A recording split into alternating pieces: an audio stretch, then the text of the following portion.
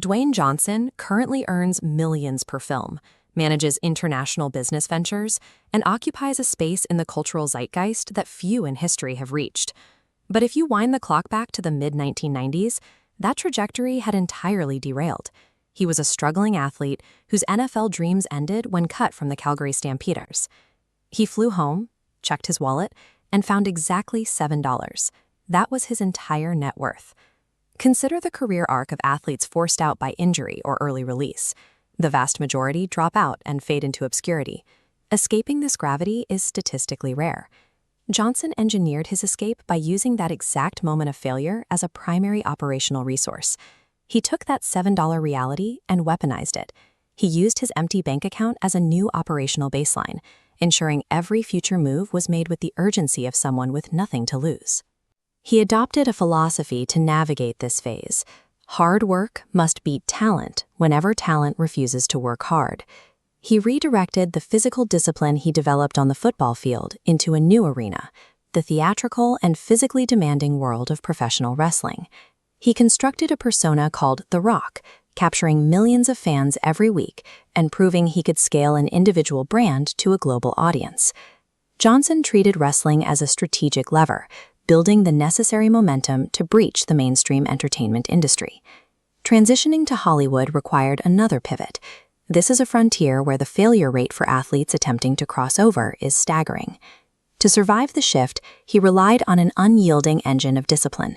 His routine involved alarms going off at 3 in the morning and early morning training sessions completed before the rest of the industry was awake. He approached his physical frame and his emerging acting career with the same analytical rigor that a professional linebacker applies to film study and weight training. While other actors relied on their dramatic pedigrees or innate theatrical talent, Johnson simply outproduced them through sheer physical and operational output. This physical discipline functioned as a business strategy. By manufacturing himself into a larger-than-life on-screen commodity, he made it financially impossible for the industry to ignore him. This chart illustrates a critical transition in his career, moving away from a flat salary for a service and into the compounding wealth of equity and ownership.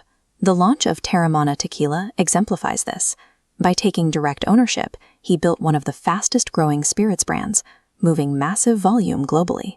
He applied this logic to his film career by founding his own production company, allowing him to control the entire supply chain of his movie projects. He named this entity $7 Productions, directly referencing that moment in Miami when he found a 5 and 2 singles in his pocket.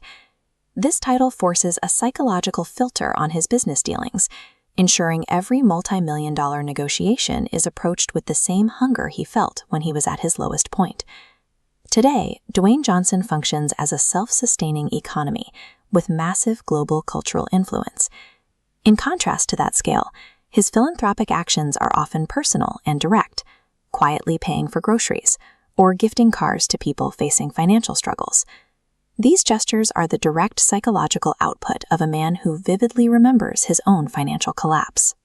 In interviews, he consistently points to his earliest rejections and his deepest setbacks as the primary fuel sources driving his current achievements. Hitting rock bottom provides a specific type of raw capital. When paired with relentless discipline, a devastating setback becomes the very engine that powers a scalable empire.